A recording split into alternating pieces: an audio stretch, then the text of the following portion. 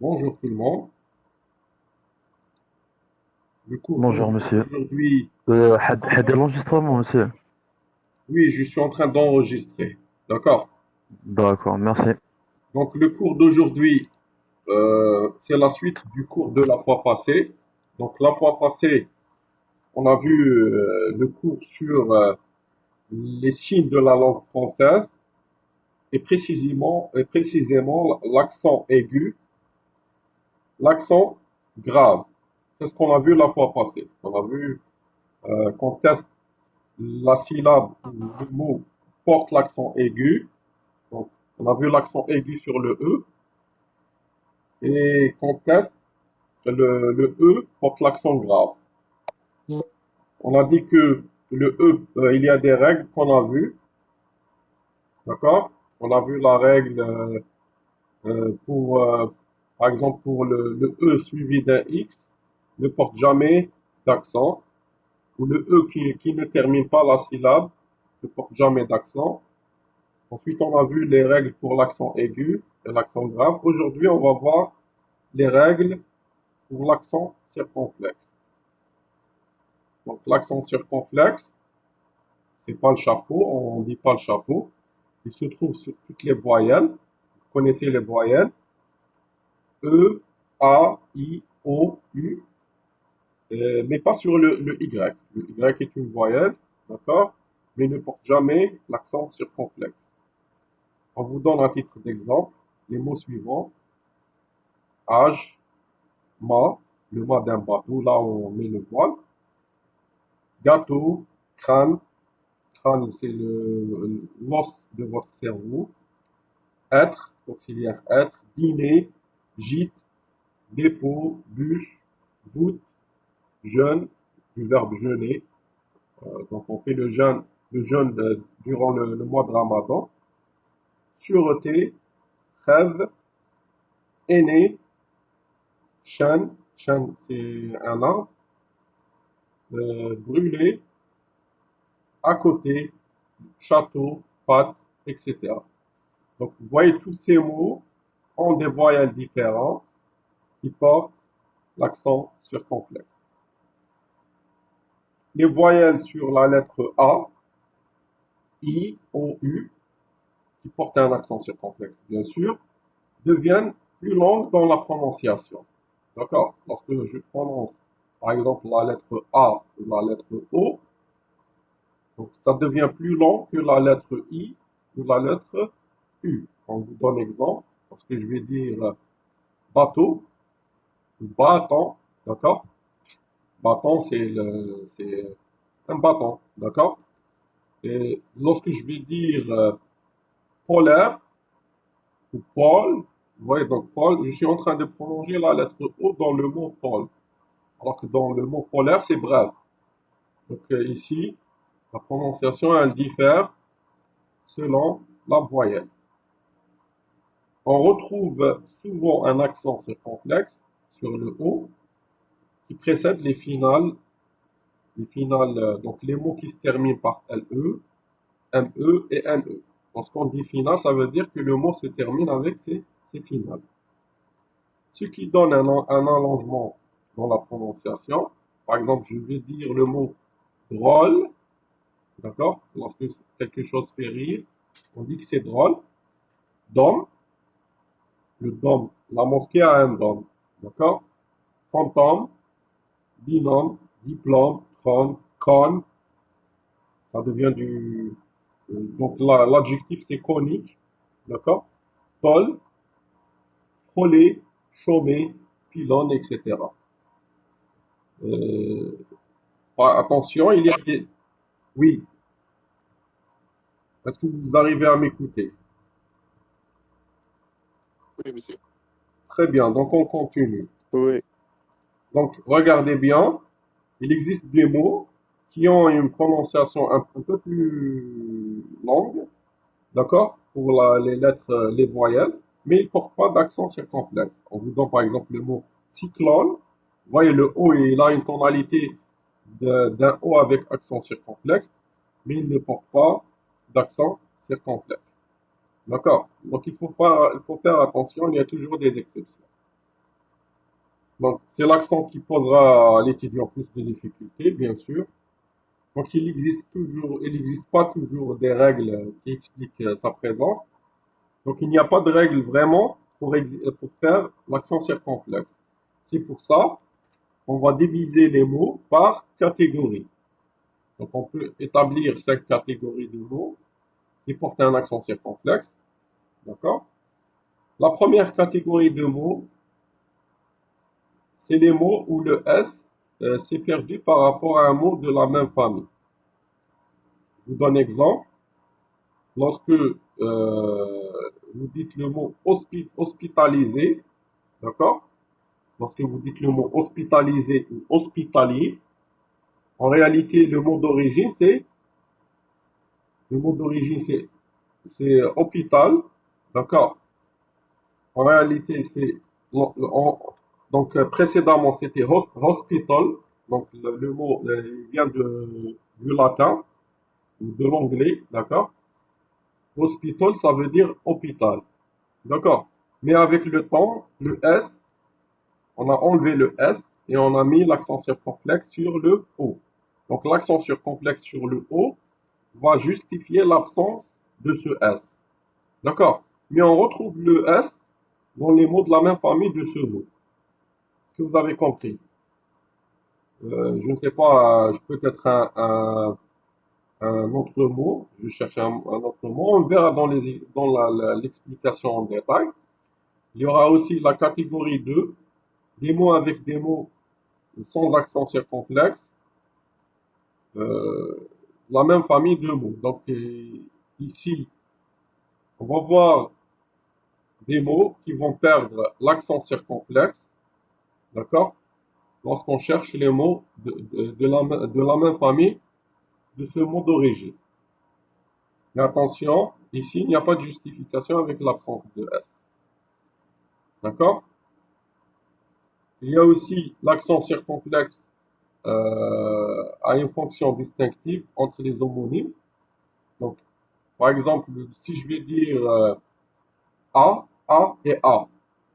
A, ça peut être l'auxiliaire avoir, il a, tu as, il a, vous voyez, donc, et A, ça peut être la préposition qui indique le lieu, par exemple, à l'école, à la maison, etc. D'accord, le A avec l'accent gras. Et il y a aussi, vous voyez, donc l'accent sur la lettre A, pour indiquer le lieu, la préposition, c'est pour le différencier par rapport au verbe de l'auxiliaire avoir. Donc on met l'accent sur ce A pour faire la différence.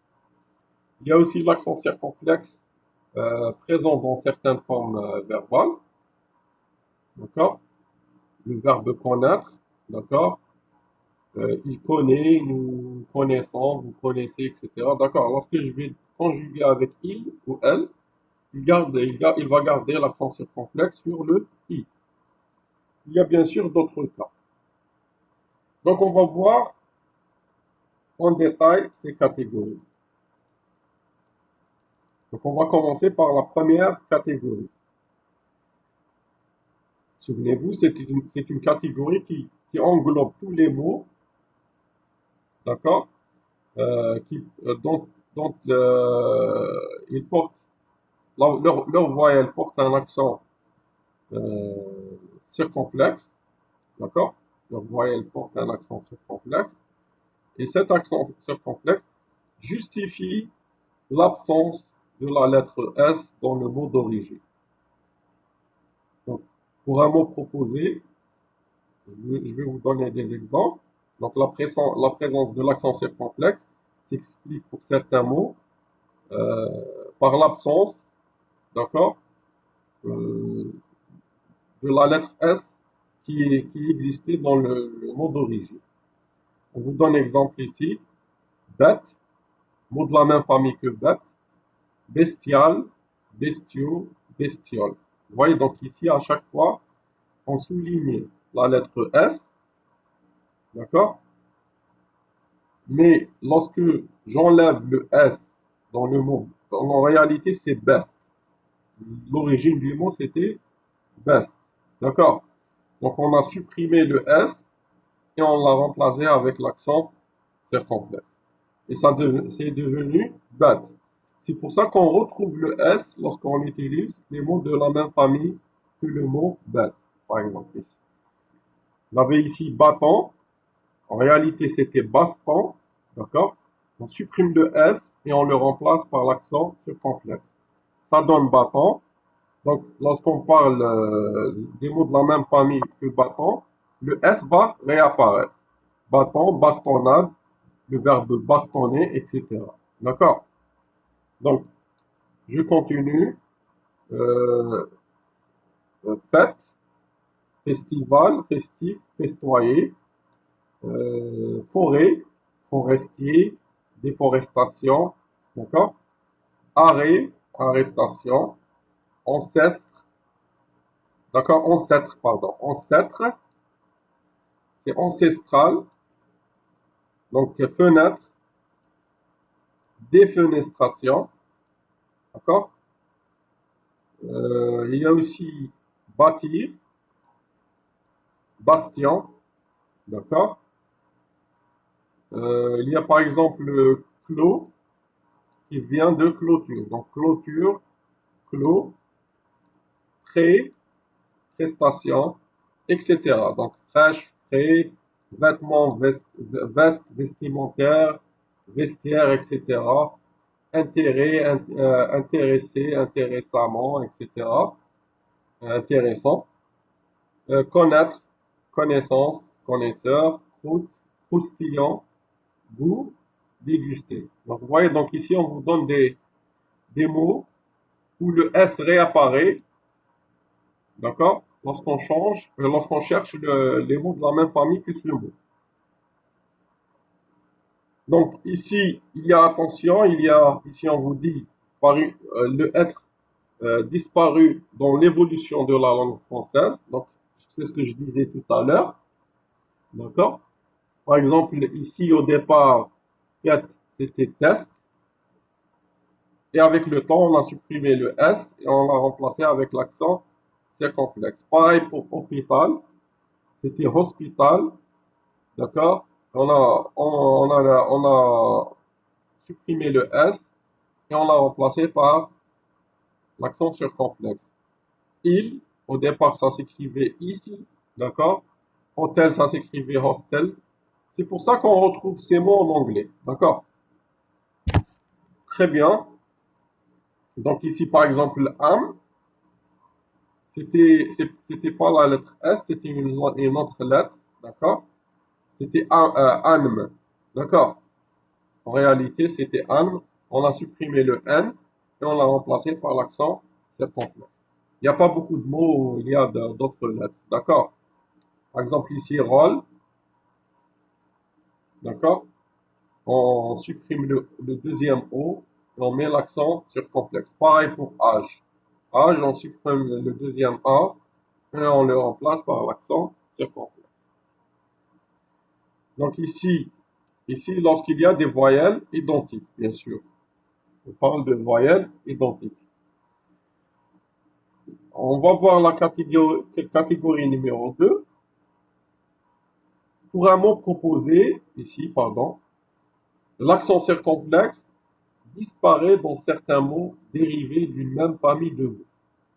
Donc attention, cette fois-ci, si on change, vous avez un mot, vous cherchez le mot de la même famille que ce mot, tout simplement l'accent circonflexe disparaît. Là, on ne parle pas de la lettre S, d'accord? Tout simplement, il disparaît. On vous donne exemple. Arôme, aromatique. Vous voyez, donc c'était arôme est devenu aromatique. Attention ici, il n'y a pas de S. Il y a juste que l'accent circonflexe a disparu. Donc c'est une deuxième catégorie de mots. Arôme, aromatique, aromatisé, etc. Grâce, disgrâce, gracier. Grâce et disgrâce, c'est deux mots qui portent l'accent circonflexe. Les mots de la même famille que grâce et disgrâce, c'est gracier, gracieux, gracieusement et disgracieux.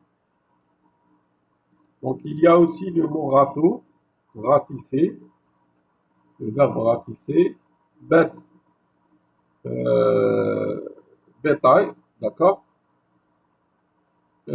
Ici, extrême, extrémité, extrémiste, etc., etc.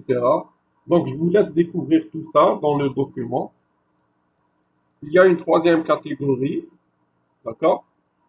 Il permet parfois l'accent circonflexe, je vous ai dit tout à l'heure, de distinguer des mots de sens différents, mais écrits avec les mêmes lettres, d'accord? Donc, des mots qui s'écrivent avec les mêmes lettres, mais ils ont un sens différent. On les appelle les homonymes, ou ce qu'on appelle les homographes, d'accord? On les appelle les homonymes homographes. Homographes, ça veut dire qu'ils ont les mêmes lettres, d'accord? À l'exception de l'accentuation qui n'est pas la même. D'accord? Il y a un accent qui fait que les mots vont avoir un sens différent. Par exemple, si j'écris par exemple un mur, donc c'est un mur de pierre ou de briques, d'accord? Ça s'écrit le U sans accent circonflexe. Là, on parle de mur, de construction. Et lorsque je vais dire ce fruit est mûr, mais cette fois-ci, je parle, le U va porter un accent circonflexe. Là, on parle de maturité, donc un fruit qui a grandi et a vieilli, qui est arrivé à sa fin, d'accord? Là, on parle de fruit mûr ou de maturité. Est-ce que vous arrivez à suivre pour le moment? Donc, vous pouvez me répondre sur le chat. Est-ce que vous arrivez à suivre? Oui. Très bien. Donc, on continue. Donc ici, donc ça c'est la troisième catégorie. Donc, vous voyez, donc il y a un accent qui fait que les deux mots diffèrent et ont un sens complètement différent. Par exemple, ici, on vous donne, par exemple, le mot forêt, une forêt, en plus c'est féminin, et un forêt. Regardez, ici, la forêt, c'est un ensemble d'arbres, d'accord?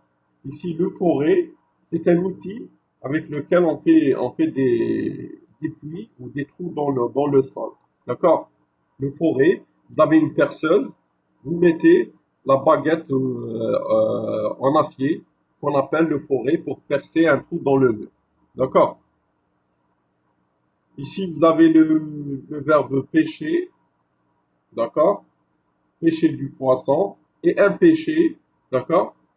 Un péché, donc ici, euh, ça peut être, comment dirais-je, euh, un péché, ça devient du verbe pécher, d'accord?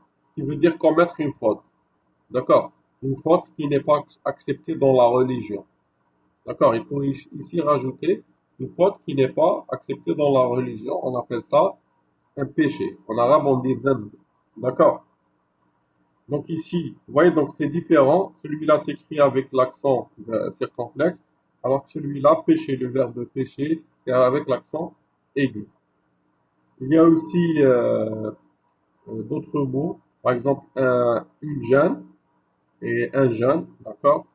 Là, une jeune, c'est complètement différent de jeune. Jeune, c'est le truc qui a un rapport avec le génome, donc la génétique. D'accord? Ici, on parle de génome et de génétique. Ici, on parle de gêner, du verbe gêner, etc. D'accord?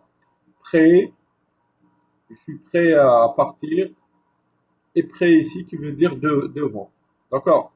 Il est près de la maison, il est devant la maison. D'accord? Donc ici, vous trouverez d'autres mots. D'accord? Avec d'autres lettres. Ici, on a vu pour la lettre U, pour la lettre E. Pour la lettre A, par exemple, euh, il y a une différence entre, par exemple, le mot pâte ici et le mot pâte ici. D'accord? Donc, ou bien le mot pâle et le mot pâle. D'accord? J'ai le visage pâle, c'est un adjectif qui dit que j'ai un visage non expressif. d'accord? Et le mot pâle ici, d'accord, qui parle d'hélicoptère. La pâle d'hélicoptère, c'est le truc, le grand, comment dirais-je, l'hélice. D'accord, c'est les hélices, le grand ventilo de l'hélicoptère. D'accord? Donc, le O, là, pour la lettre O, d'accord? S'il vous plaît, le chat, c'est fait pour poser les questions. D'accord? C'est pas fait pour les rencontres. Merci. Donc, euh, Donc, par exemple, ici, pour la lettre O, lorsque je vais dire une cote et une cote. D'accord? Donc, ici, lorsque je parle de cote, ici, c'est quelque chose. Lorsque je parle ici de cote, c'est quelque chose. Ici, la cote sans l'accent circonflexe, ça veut dire la cote qu'on trouve sur le livre. Donc, lorsque vous allez à la bibliothèque, vous cherchez un livre, d'accord? Pour trouver un livre, il faut trouver son numéro. Et le numéro du livre dans la bibliothèque est appelé cote. D'accord? Est appelé cote sans accent circonflexe. Alors que ici, cote, d'accord, avec l'accent circonflexe, on parle de côte, de côtier, ou ce qu'on appelle là où la mer rencontre la terre. D'accord? On parle de la plage, par exemple. La plage, c'est une côte. D'accord? Par contre, ici, cote, c'est le numéro avec lequel on cherche un livre. D'accord? Donc, vous voyez, donc, il faut faire, on rajoute l'accent sur ces voyelles pour différencier les mots qui ont des sens complètement différents. Donc, ça, c'est la troisième catégorie. On va à la quatrième catégorie. Pour la quatrième catégorie, on vous dit l'accent circonflexe dans les formes verbales. Donc, bien sûr, on trouve l'accent circonflexe sur des formes verbales. Lorsqu'on conjugue le verbe, on va retrouver l'accent circonflexe. D'accord? Donc ici, par exemple, euh, on trouve l'accent sur le i, des verbes qui se terminent en être ou bien en ouatre, d'accord? À tous les temps où le i est suivi d'un t final, d'accord? D'un t. Donc par exemple ici, vous avez le verbe naître, d'accord? Vous avez le verbe naître. On peut avoir le mot de la même famille que le verbe naître, c'est naissance, d'accord? Lorsque je vais conjuguer avec il ou il, on va dire il naît, d'accord? On retrouve l'accent circonflexe sur le i. Là, euh, c'est la forme, on va dire verbale, mais c'est à, à la forme, comment dirais-je, le verbe est conjugué au passé simple, d'accord? Ou parfois il va être conjugué au futur, ou parfois il va être conjugué à l'imparfait. D'accord? Donc ici, dans les verbes au passé simple, on vient de le dire, avec les personnes, la première et la deuxième personne du pluriel. Donc, lorsque je vais dire le verbe chanter, je chante, tu chantes, il chante, nous chantons, vous chantez, il chante. D'accord? Très bien. Donc ici, mais si je conjugue le verbe chanter au passé simple, avec la première personne et la deuxième personne du pluriel, la première personne du pluriel, c'est nous, et la deuxième personne du pluriel, c'est vous. D'accord? Donc si je vais conjuguer avec le verbe chanter au passé simple avec vous, ça va donner nous, pardon, avec nous, ça va donner nous chantâmes. Avec vous, ça va donner vous chantâtes. Est-ce que vous avez compris? Par exemple, si je prends l'auxiliaire avoir, d'accord? Si je prends l'auxiliaire avoir, j'ai, tu as, il a, nous avons, vous avez, ils ont ou elles ont, d'accord? Donc ici, si je conjugue cet auxiliaire avoir au passé simple, avec vous et nous, ça va donner nous eûmes et vous eûtes. D'accord? Donc ici, l'accent circonflexe va apparaître sur la voyelle U. D'accord? Ça, c'est une catégorie où l'accent circonflexe va apparaître, elle est due à la conjugaison du verbe. Par exemple, le à l'imparfait, d'accord? Euh, J'avais, tu avais, il avait, d'accord? Donc ça c'est l'auxiliaire avoir. Et l'auxiliaire être, j'étais, tu étais, il était, nous étions, vous étiez, et ils étaient. D'accord, avec ENT. Donc ici, parfois, si je rajoute le subjonctif, ça veut dire que ça va commencer avec euh, la conjonction que. D'accord? Que tu dois, d'accord? D'accord? Donc, je vais rajouter que. Donc ici, qu'il soit, qu'il est, d'accord? Etc. Donc si j'arrive à il, ici, à l'imparfait pour l'auxiliaire avoir, ça va devenir qu'il eut. D'accord? Très bien. Vous voyez donc l'accent circonflexe va apparaître sur le U. Donc on passe à la dernière catégorie. Donc on a dit que la quatrième catégorie c'était lorsqu'on conjugue le verbe que l'accent circonflexe apparaît. Donc la cinquième catégorie c'est d'autres catégories non répertoriées. D'accord? Sur l'avant-dernier E de quelques mots en M. On vous donne par exemple le mot extrême. Regardez, ça se termine par M.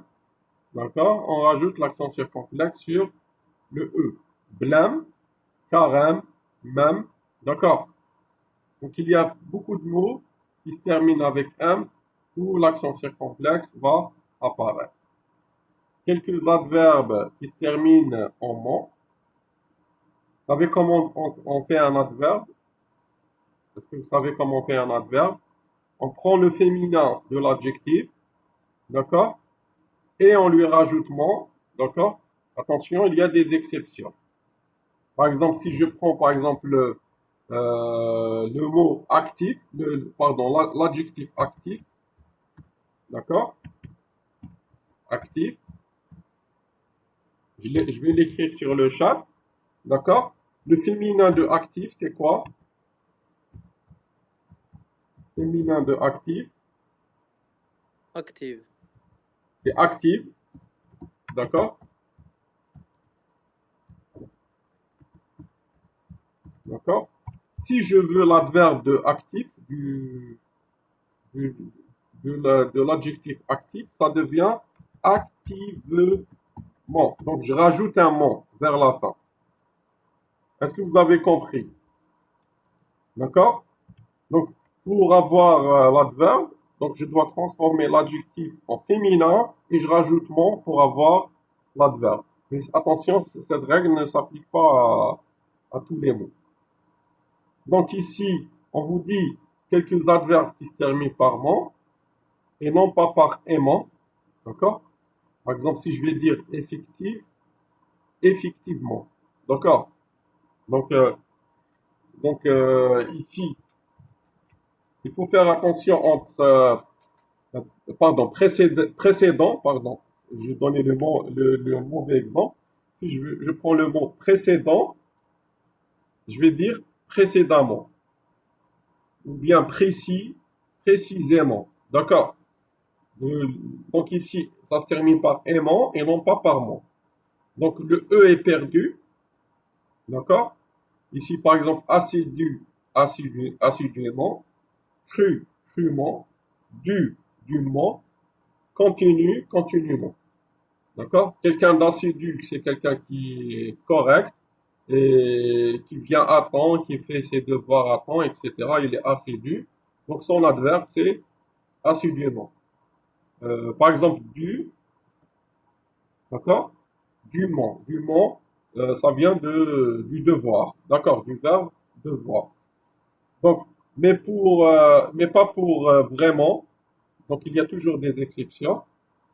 Infiniment, indéfiniment, absolument, résolument, éperdument, etc. Donc, il y a beaucoup d'adverbes qui ne vont pas avoir l'accent circonflexe. Donc ici, effectivement, donc devant un T final, si une voyelle porte un accent.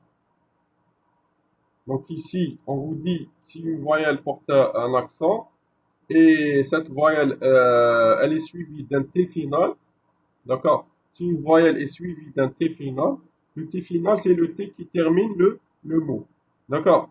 Si cette voyelle est suivie d'un T final, donc parfois, ou la plupart du temps, elle portera ce qu'on appelle un accent circonflexe. Par exemple, les mots, vous avez les mots ici, dégâts, donc ce A est suivi d'un T final, donc forcément il va porter un accent circonflexe. Arrêt, ce E est suivi d'un T final, un T qui termine le mot, donc forcément ce E va porter un accent circonflexe.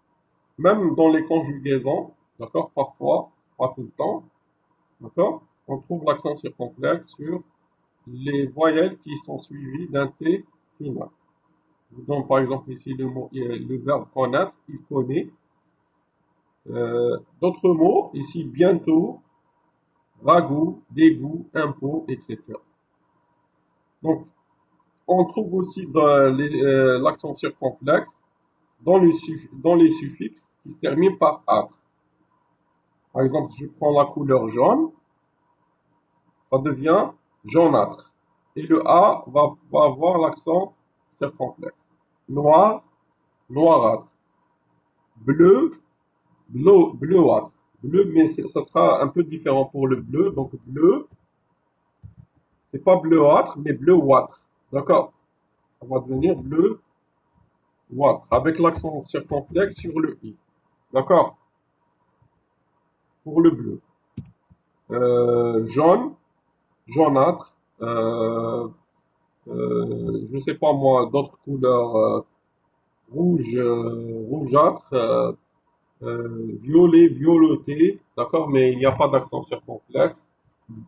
Euh, Vert, verdâtre, d'accord.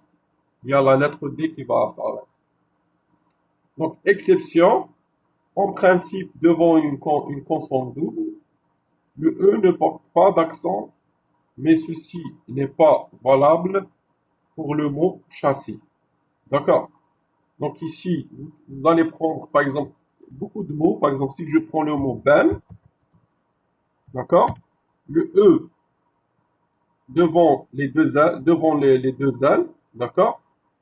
Donc E devant, donc je vais écrire sur le chat. Donc le E devant double L ne porte pas d'accent. D'accord? Pareil si je prends le mot année, d'accord? Le A devant les deux N ne porte pas d'accent. Donc la plupart des mots qui sont suivis de deux consonnes, ce qu'on appelle sont suivis d'une consonne double, une consonne qui se répète, ne vont pas porter d'accent. Sauf pour le mot châssis. Donc pour le mot châssis, c'est une exception et il portera un accent circonflexe. D'accord? Donc on va voir maintenant une autre partie pour les signes de la langue française.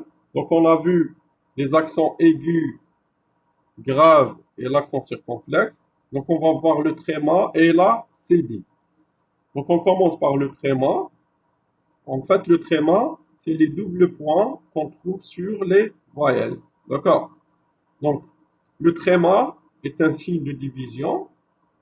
On y retrouve sur des voyelles E, I, U. D'accord? Donc, on trouve le tréma sur le I, sur le E, sur le I et sur le U. Donc, le tréma signifie que deux voyelles qui se suivent se prononceront séparément et qu'elles pourraient être lues comme un seul son. Donc ici, on vous dit que deux voyelles qui se suivent ne peuvent pas être lues comme un seul son si une des voyelles va porter le tréma. Ici, on vous donne l'exemple. Ici, vous avez le mot naïve, d'accord? S'il n'y avait pas le tréma sur le et, sur le i, pardon, on aurait lu neve. Donc, si le AI, on va le lire A-E, d'accord? Mais lorsqu'il y a le tréma sur le I, ça va être lu séparément, ça va être na, i, ve. Donc, naïve, d'accord? Donc, se prononce na, i, ve, d'accord? Et non pas neve, d'accord? On prend par exemple le mot sinusoïdal, se prononce sinusoïdal, d'accord? Vous voyez, le i se prononce tout seul.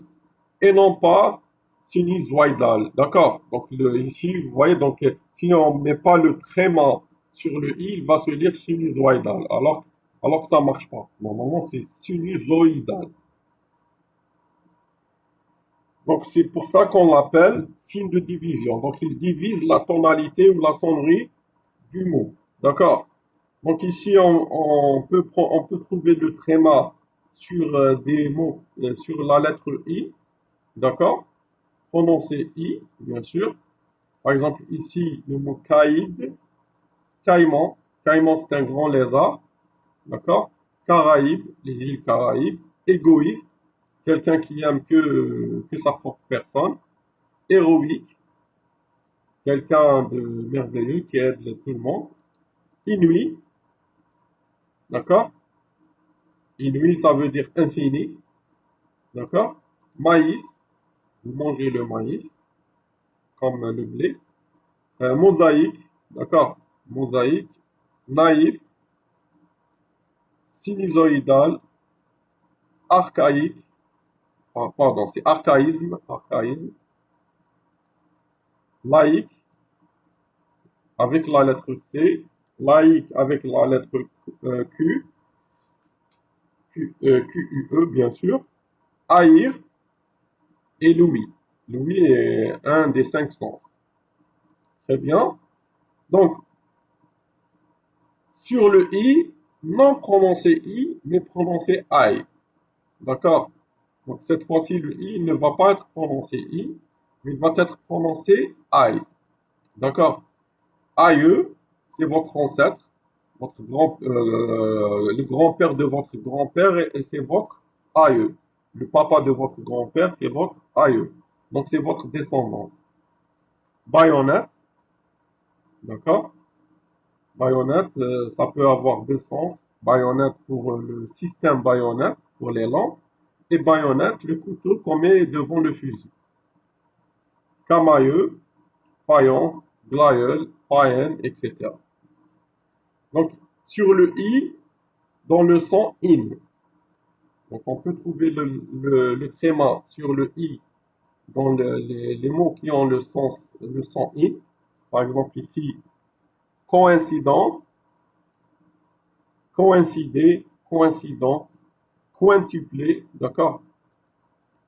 On peut trouver aussi le tréma, tout à l'heure on a vu sur la lettre U, on peut aussi le trouver sur la lettre E.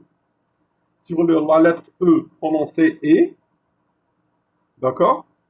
Par exemple, pour le mot canoë, s'il n'y avait pas le tréma ici, on aurait lu canot, canot. Le E ne va pas être prononcé E, d'accord? Et lorsqu'on a mis le tréma, les deux points sur le E va devoir se prononcer E. Et ça devient canoë. Noël, Israël, etc. Donc, sur le E qui ne se prononce pas.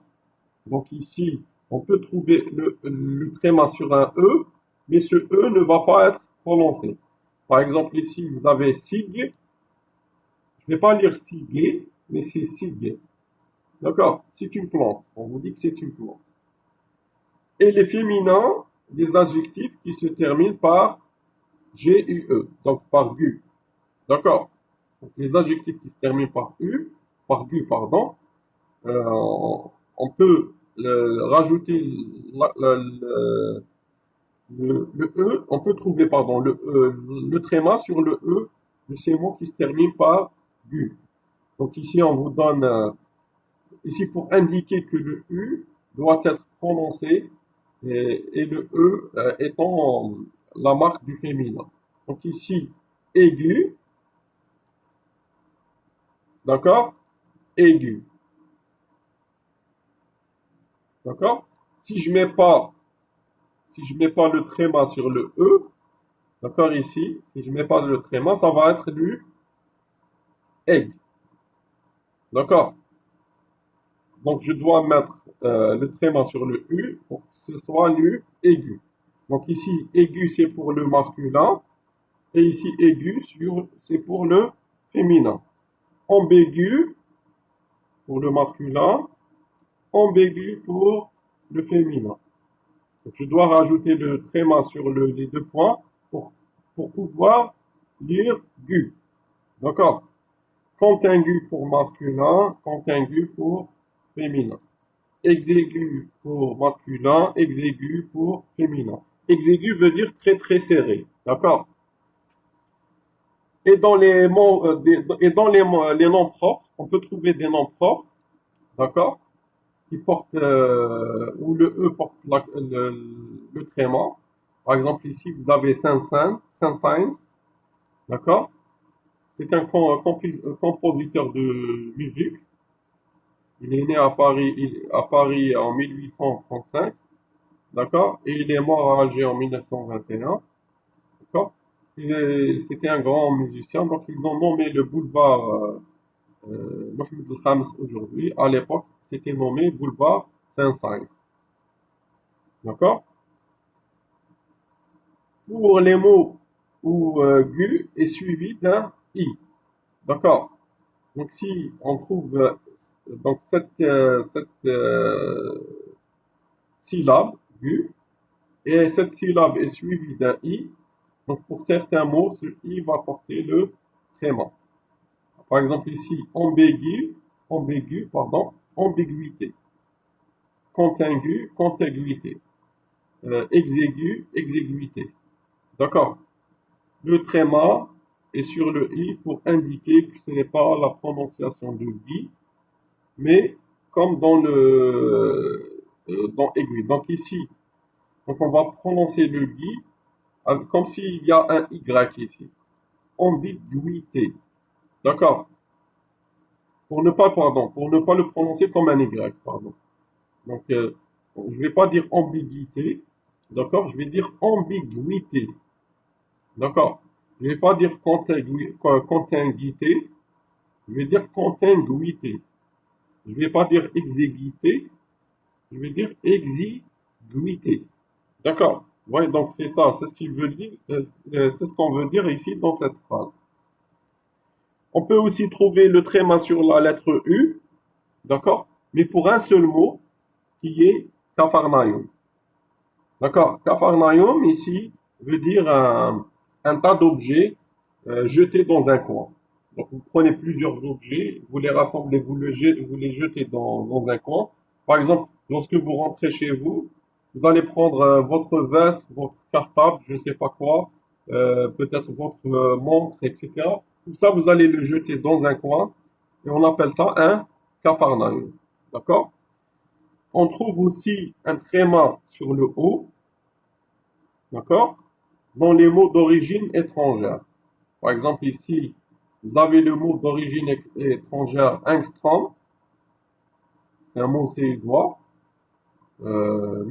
Ça peut être aussi une unité de mesure pour vous, pour les longueurs d'onde. Le angstrom, c'est 10 puissance moins 10. D'accord? Le maelstrom, c'est néerlandais. Führer, par exemple, Hitler, c'était un Führer, d'accord? Ces mots d'origine allemand est prononcé avec comme la Führer. Donc il y a des exceptions bien sûr. Certains mots qui pourraient avoir le tréma et non pas le tréma. On vous dit par exemple le mot poème. Poème en sous-entend comme s'il a le tréma, mais il n'a pas le tréma, il a l'accent grave. Poème, poète, coefficient, il porte pas d'accent. Goéland, c'est un oiseau, d'accord? canoïste, tous ces mots, ils pourraient se prononcer, s'écrire avec le tréma, mais ils s'écrivent différemment. Donc enfin, la dernière partie de ce cours, d'accord, on va voir la cédille. Donc on va voir la cédille, la dernière partie de ce cours. Donc la cédille est le signe graphique placé sous la lettre C, permet de la prononcer S. Donc, bien sûr, devant les voyelles A, O, U. Si je mets par exemple C devant A, ça va me donner K. C devant O, ça va me donner Ko. C devant U, ça va me donner Q. D'accord? Pour éviter de le prononcer K, Ko et Q, donc je dois rajouter la cédille. Ça va se prononcer Sa, So et Su. D'accord? Donc sans la cédille, il se prononce K devant ces voyelles, bien sûr. Exemple, je vous donne exemple. Ici, café, d'accord? Donc C devant le A, il n'y a pas de cédille, ça se prononce ça se prononce K, pardon. Façade, ici le C devant un A, mais il y a la cédille, ça se prononce ça. Ça se prononce comme la lettre S. Donc vous avez flacon et façon, donc d'autres exemples, etc. Mais pas devant E, I et Y. Donc si la lettre C est suivie de la lettre E, I et Y, elle se prononce comme un S. D'accord? Ceci, cela, glace, glacier, récitation, ciel, cédille, grimace, cycle, cyclone, etc. Donc ici, on vous donne quelques exemples donc de la langue française où les mots porteront la cédille. Par exemple, le mot français, la lettre C portera la cédille parce que sinon on aurait lu le français franqué. D'accord? Fiançailles, poinçon, rançon, aperçu, soupçon, charançon, hameçon, balançoire, maçon, gerçure, leçon, reçu, déçu, conçu et désamorçage. Donc ici, on vous dit qu'il y a exception. Par exemple, si je prends l'adjectif doux, le féminin de l'adjectif doux, c'est douce. D'accord? Si je cherche l'adjectif qualificatif, d'accord? Il y a l'adjectif, il y a l'adjectif qualificatif. L'adjectif qualificatif de doux, c'est douceâtre. D'accord? Douceâtre. Lorsque je vais écrire douceâtre, je vais l'écrire avec un E et non pas avec la cédille. Donc, où le E remplace la cédille.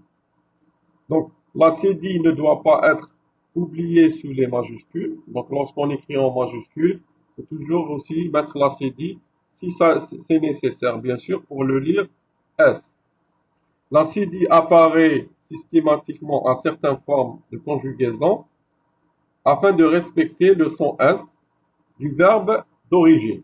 Par exemple, ici, placer, le verbe placer, si je le conjugue à l'imparfait, s'il n'y a pas de cédille, je vais le lire je plaquais. D'accord? Alors, si je mets la cédille, je vais lire je plaçais. D'accord? Je plaçais, nous placions. Ici, si nous placions, on n'a pas besoin de cédille parce que c'est suivi par un i. Par exemple, le verbe recevoir, je reçois. S'il n'y a pas de cédille, je vais le lire je reçois. D'accord? Donc, on met la cédille pour garder le son du verbe d'origine, etc. Donc, c'est tout pour aujourd'hui. Donc, on a terminé les signes de la langue française. La prochaine séance, on fera un chapitre sur le dictionnaire.